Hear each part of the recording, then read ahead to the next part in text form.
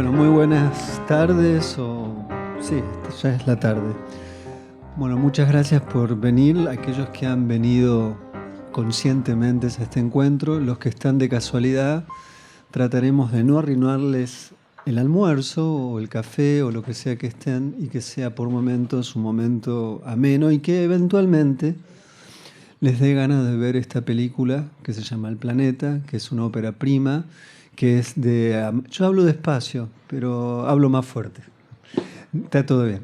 De Amalia, aquí a mi lado, y Alejandra, que es la protagonista. Misteriosamente en la película son madre e hija, y en la vida real son madre e hija.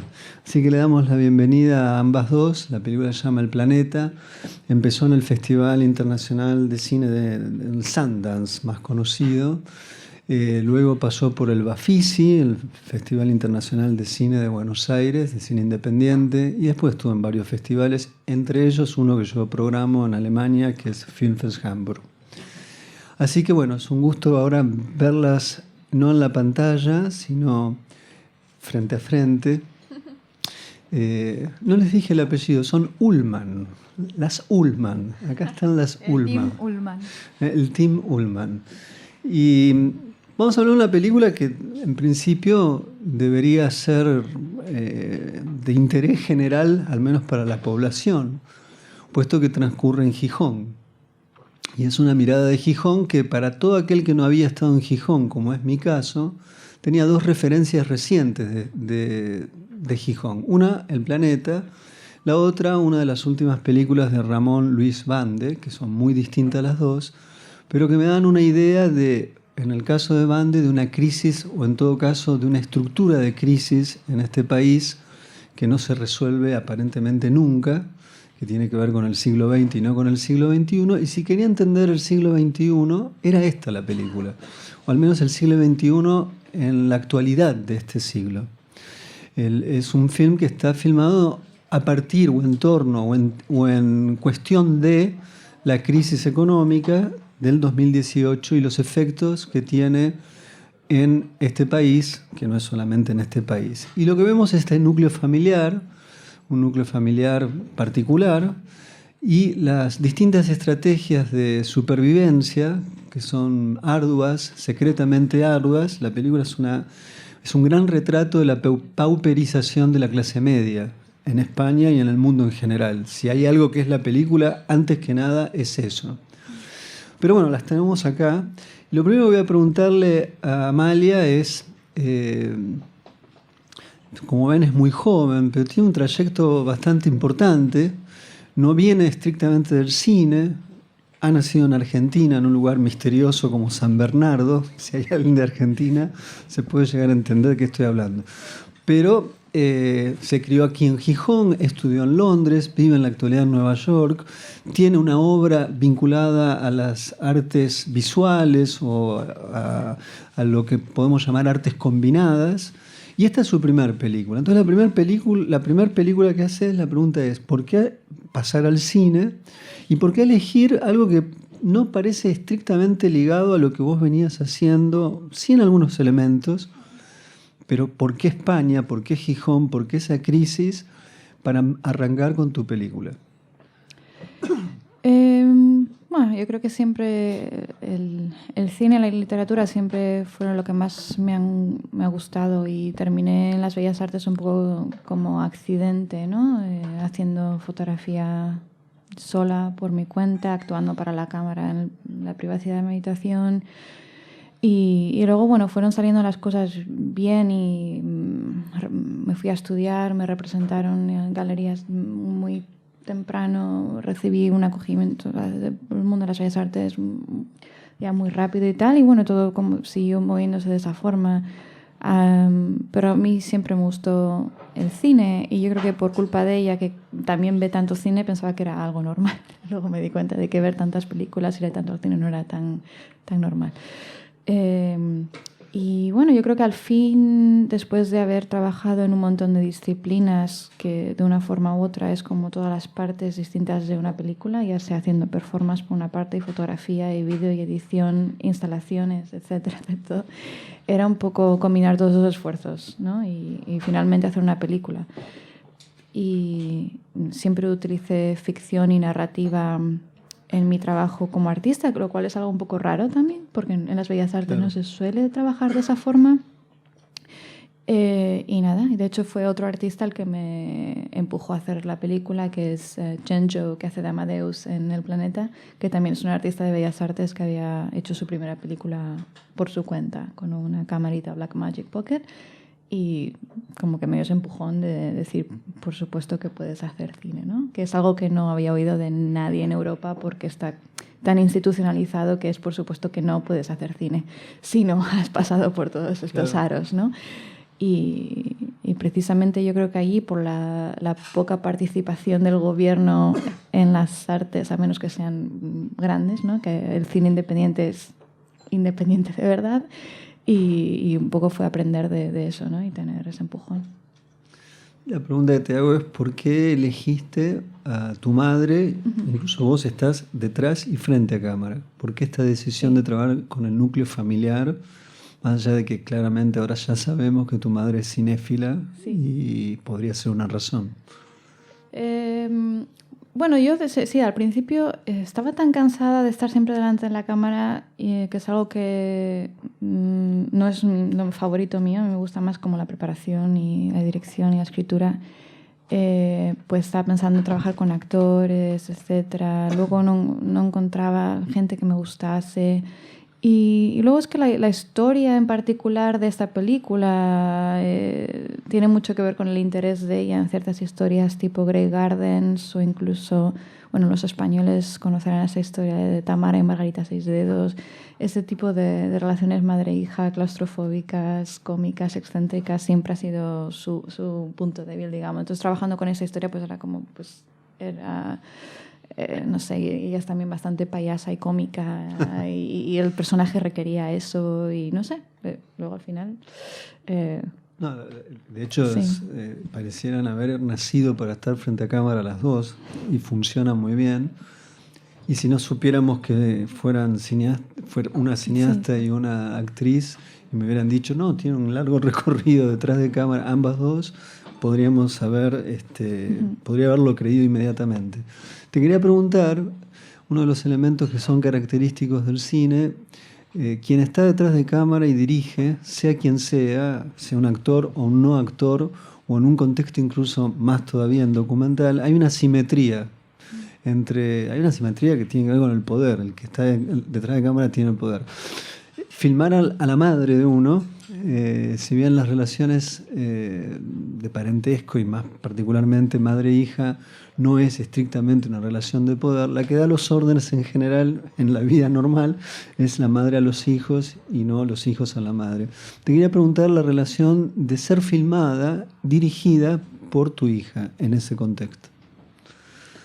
Pues yo creo que desde que ella es pequeña tiene mucha personalidad y siempre me ha dirigido un poco. Ajá. Pero en lo que es la película, a mí me pareció... Primero, yo cuando fui elegida, lo que hablé con ella es que ella me guiara y me dirigiera para que el personaje saliese adelante. Entonces, ser dirigida por Ami, la verdad que no, a mí nunca me supuso un problema, ni nada raro, ni nada extraño. Sí, yo creo que como tengo experiencia delante de la cámara también, como directora soy directora de actores, ¿no? Hay otros directores que son más técnicos y se centran mucho más en la cámara, esto, lo otro. Y yo me centro mucho en los actores y me gusta mucho trabajar con ellos y guiarlos y tal, porque más o menos sé lo que me ha funcionado a mí o no, o puedo trabajar también con trucos de cámara y no sé. Claro, para mí ella fue también como un buen refugio, saber que ella me ayudaba con el personaje de María Rendueles, como verme. Entonces claro, para mí me pude recostar un poco en ella, en que me dirigiera. De todas maneras, a pesar de que es cierto, es una película donde los actores tienen una implicancia. todos los secundarios y ustedes dos en particular, que eso es importante. Muchas veces hay un desdén sobre los secundarios, como los secundarios fueran algo así como un poco de ganado que viene a sostener un segundo el relato. No, acá hay un cuidado por los personajes secundarios, incluso los que son en principio más cretinos, como el inicial, ¿no? El sujeto inicial, que a pesar de ser un cretino es en cierta medida respetado. Pero al mismo tiempo yo creo que hay decisiones de puesta en escena más desde el punto de vista formal, de conceptos de encuadre, que no son menores. Te quería preguntar sobre dos. En 3 ocasiones vos trabajás sobre primeros planos muy misteriosos y le restás sonido completamente. Son momentos muy interesantes, pero te quería preguntar por qué esta decisión. O sea, ahí pasa algo, hay un plano contra plano, el plano de alguien con el rostro en primer plano, el sonido es absolutamente chupado, no existe. Entonces te quería preguntar sobre esa decisión. Son 3 ocasiones que lo hacen. Sí, eso fue como una referencia, homenaje actualizado del cine antiguo de los años 30, 40, de esos close-ups con luz difusa y tal, donde se ven las expresiones exageradas de los personajes. Y había muchas referencias a ese tipo de cine durante la película. Tomamos algunas partes de guión, incluso tal cual, verbatim, de algunas películas de Ernst Lubitsch, etc. Y me interesaba hacer eso sin que fuese una referencia retro o algo así, ¿no? Porque realmente era imposible. O sea, ni vamos vestidos de época, ni estamos usando las mismas cámaras, ni tal. Era como la misma intención, digamos, pero con lo que teníamos en el momento, ¿no? La cámara digital, los actores al natural y eso. Y es un recurso que me gustó también porque estoy haciendo intentando desarrollar mi propio lenguaje cinematográfico, y como vengo trabajando como videoartista, no sé, 10 o más años, me pareció una pena perder ese atrevimiento que me permito en las bellas artes, ¿no? Y olvidarlo, ¿no? Pero a la vez hay algo muy interesante, porque es un problema que muchas veces veo de cineastas que vienen del videoarte y pasan al cine. Hacen una suerte de extensión de un concepto formal hacia el cine. Y acá la impresión que yo tuve viendo tu película es que no es ese el procedimiento. Por más que vos puedas traer el gesto de la experimentación formal, estás tratando de pensar desde el cine y la tradición del cine, y con lo que acabas de decir todavía se entiende aún más cómo pensar un plano, digamos. Pero es muy eficaz esos 3 momentos. Bueno, no es un abuso, son muy particulares los instantes, ¿no? Yo creo que es porque no diría ni por respeto a la historia del cine o lo que sea, pero como artista en general siempre me ha gustado trabajar mucho con la idea del template y del ready-made. Y yo creo que con esta película estaba funcionando también con un ready-made de cómo se hace una película, ¿no? Y tiene 3 actos y tiene esto y tal. Y a partir de ahí, cómo modificarlo basado en esas normas. A mí siempre me ha gustado no empezar de cero o lo que sea, sino con ciertos parámetros y ciertas normas y tal, luego hacer como una versión bizarra de ello, simplemente porque mi cerebro está conectado al revés. Entonces, aunque lo intente hacer, lo intente copiar, siempre me sale de una forma un poco extraña. Entonces, bueno, eso es un poco mi modus operandi en general. Sigo las normas, pero como se me da mal, pues haré algo nuevo. Claro. Sí. Y la construcción del personaje es un personaje muy peculiar. Puede ser amado como no detestado, pero al menos puede ocasionar en el espectador un cierto rechazo, lo cual es muy difícil. Puede ser un poco odiado también. Claro, sí, no sé si hay que ser un poco hijo de puta para que odies un personaje como el tuyo, porque es un personaje que está en una encrucijada de ver que se desmantela una forma de vida. Entonces, si uno es un cretino que no tiene ningún tipo de compasión por nadie, bueno, quizás lo odias fácilmente, pero sí puede generar rechazo. Entonces, te quería preguntar sobre ese registro mutuo, o sea, tanto en la dirección como en la construcción de un personaje, que por otro lado no es fácil hacer personajes que tengan esta ambivalencia y estos vaivenes en el sentido del espíritu del personaje. Sí. Yo creo que, bueno, aquí lo que fue un factor crucial es la ropa. Claro. Fue ya desde el momento que el personaje no se desprende de su abrigo y es con el que pasea por la ciudad y por el que entra a los supermercados y se lleva algo. Ella va con su abrigo y eso también ayuda mucho a definir el personaje. Luego, Bueno, eso a ti como actriz. Y a mí como actriz, claro. Sí, sí. Luego, nada, por ejemplo, para mí fue el tener el guión que a mí me gustaba también cuando lo habíamos... Yo no sabía cómo era el guión, ¿no? Pero luego lo repasé con Amalia y a mí todo eso realmente me gustó, porque hay gente que también me preguntó si yo había influido o si había dicho, no, esto quítalo del guión o cosas por el estilo. Pero bueno, el personaje también, ella me ayudó mucho a crearlo. Estoy interesada también en la creación de un antihéroe, que es lo que tú mencionas, de que es un personaje confuso en el sentido de que no lo llegas a odiar nunca, aunque cometen errores, hacen las cosas, pero aún así hay algo ahí que... Y yo creo que eso, aparte, o sea, estaba escrito así, ¿no? Pero aparte, yo creo que viendo los dailies todos los días y añadiendo y quitando algunas cosas y día a día mirando a ver el balance, no solo en general del humor o no de la película, y que necesitábamos como para que la película no sea demasiado tonta, demasiado triste, su personaje en particular. Yo veía los dailies todos los días y decía, bueno, es que tenemos mucho material muy payaso, hay que meter también equilibrar un momento honesto en el que la gente pueda ver el porqué de Claro. ¿Me entiendes, no? Sí, sí, sí. Y eso sí que era un trabajo delicado de todos los días ver a ver qué necesitábamos para contrarrestar ciertas cosas, ¿no? Y que el público siempre se quede como... la que adoro, sí, la realmente odio. ella está sufriendo y pasándolo mal, Claro. y literalmente en una escena como que se descompone y está demacrada Sí. y sufre mucho y está muy sola. Lo que se Sí. ve también de ella es que está absolutamente sola.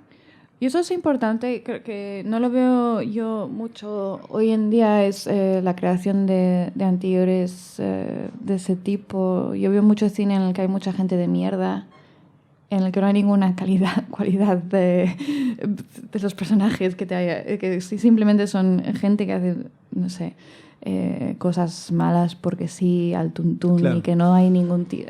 no sé, y eso a mí me parece que va en contra de la idea del antihéroe, simplemente son villanos a secas, ¿no? O sea que no hay nada... No, pero además es sí. una forma, es una lectura antropológica de los personajes en el cine, en donde en líneas generales abunda un esencialismo. Sí. O sea, la gente es mala o buena porque es mala y buena, y no porque hay un contexto, una situación. Sí. Unas circunstancias que están circunstancia. viviendo. Que les empujan Claro. a hacer Claro. ciertas cosas o están en una encrucijada de... Bueno, es O que de claro, estar estoy con el en agua esa al cuello. situación, claro. Que acá es muy claro, y eso explica, incluso explica actos reiterados, repetitivos, propios de cualquier neurosis fuerte, como es el hecho de cada vez que entra a la heladera y pone los cositos. O sea, hay allí un contexto que sostiene no solo la amargura y el delirio del personaje, sino su conducta.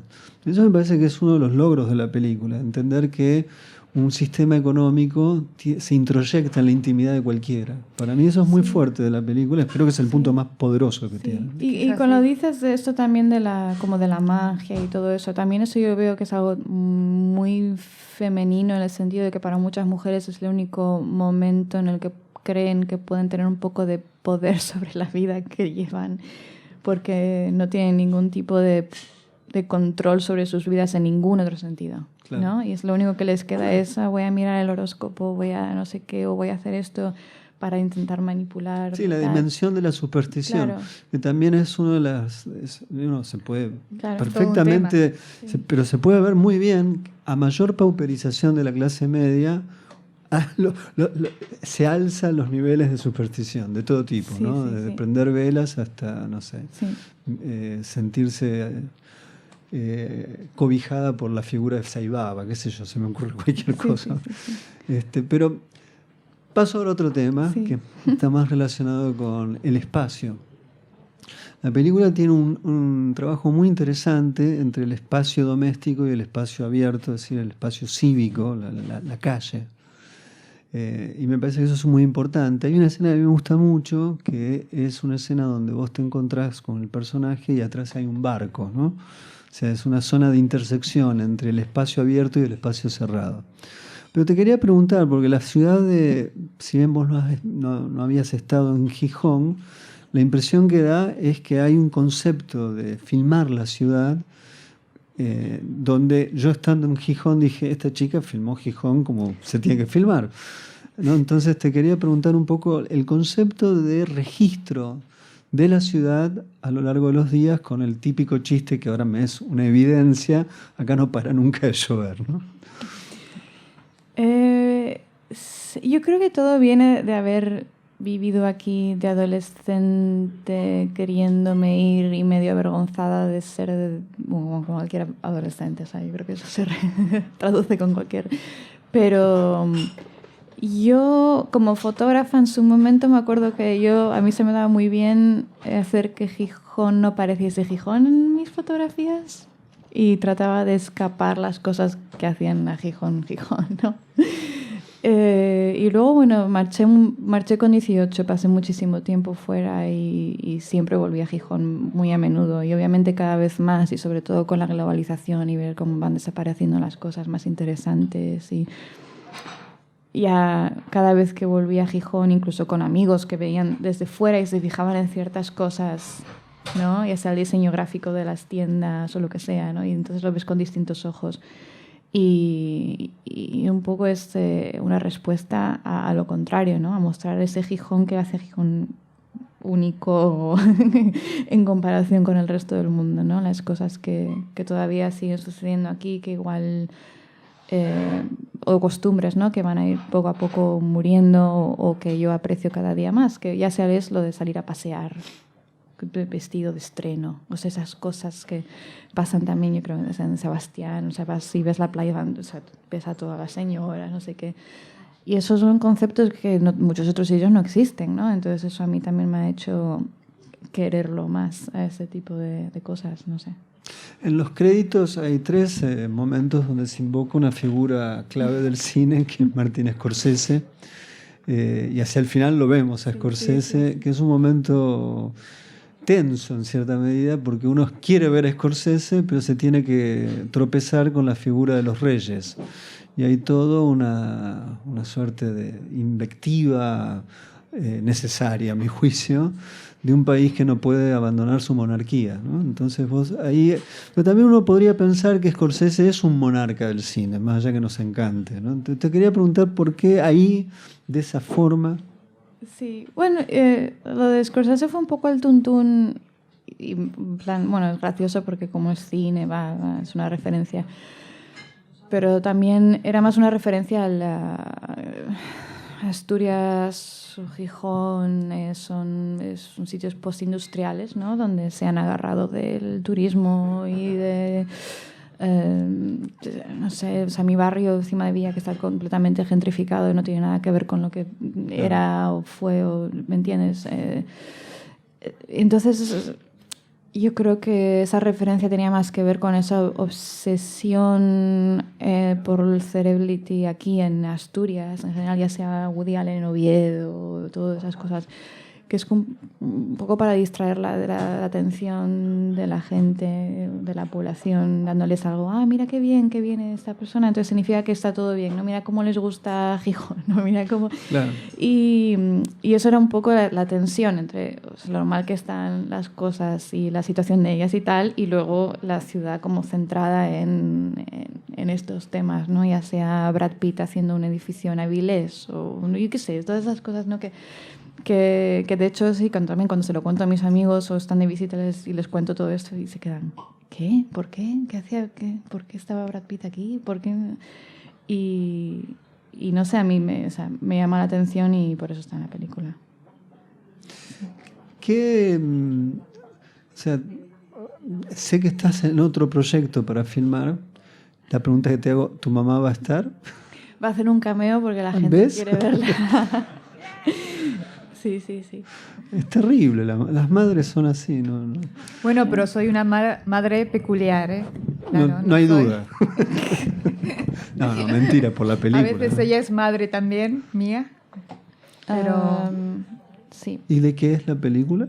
Pues la siguiente película va a estar filmada en el norte argentino y va a ser parecida al planeta en el sentido del humor, digamos, aunque va a ser un poco igual una historia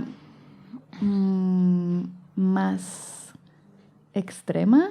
O sea, lo triste de la película va a ser incluso un poco más triste, pero también va a haber una sensualidad y unas historias románticas que van a también contrarrestar mucho con ello. Y es una visión estadounidense, va de un equipo de periodistas tipo Vice que va a hacer un reportaje sobre alguna moda bizarra, exótica, Latinoamérica, etcétera, etcétera, en el que al final pues terminan todos colaborando, haciendo un documental de ficción, que es un poco el aspecto cómico de la película, pero al final lo que va saliendo a la luz es que están todos enfermos y ha nacido mucha gente con deformidades y discapacidades por las plantaciones de soja, ¿no? Que es algo que está pasando de verdad en el sur global. Y entonces es una combinación de algo muy duro y muy jodido con la tensión sexual entre los visitantes y los locales y tal. Y al final como todos están mintiendo unos a otros, ¿no? Porque los americanos están explotando el exoticismo, aunque todos viven en condiciones terribles en Nueva York también, ¿no? Y se están buscando la vida. Y luego los locales que no dicen la verdad absoluta a los extranjeros porque necesitan el dinero y tal. Entonces no les están contando las repercusiones de salud, digamos. Entonces... de eso va la película. Quería preguntarte algo relacionado con... algo has dicho, pero le he preguntado a todos los cineastas que han pasado por estos podcasts, o como querramos llamarle, estas entrevistas que se graban y luego se pueden escuchar. Eso sería un podcast. Detesto que siempre tengo que decir esas palabras en inglés. No sé por qué, todo bien. Porque resume. Sí, pero... podemos inventar otro idioma. Que se haya transformado en la lengua franca del cine y de todo es un problema. De todas maneras, a todos les he preguntado lo mismo. Si tuvieras que pensar algún tipo de filiación sobre alguna tradición cinematográfica, dijiste algo respecto del cine mudo. Pero te sentís, no necesariamente, cuando digo si uno se siente en una filiación cinematográfica, no quiere decir... veo esto, veo aquello, me siento influida por, sino una tonalidad, un sentido de lo que haces. Nadie hace algo sin estar inmerso en un trasfondo previo, en una memoria histórica que lo acompaña sin que se dé cuenta muchas veces. Para mí es una combinación de varias cosas, todas juntas, de sitios muy distintos. Entonces, yo creo que mi visión también es una mezcla rara de todo eso.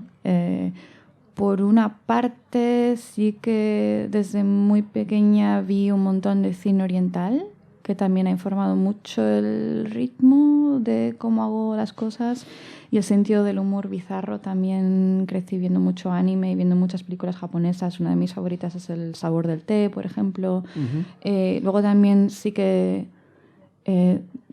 miro muchísimo cine asiático. A veces no me doy cuenta, incluso hablando cosas con gente que para mí es tan normal, que luego me doy cuenta de que no todo el mundo ha visto tantas, ¿no? Y soy muy fan de Tsai Ming-liang, por ejemplo, y ese sentido del humor yo lo veo muy afín al mío, y eso es como una parte. Luego también para mí el cine hollywoodiense de los años, precódigo también me gusta mucho, y ese tipo de humor donde veo un montón de...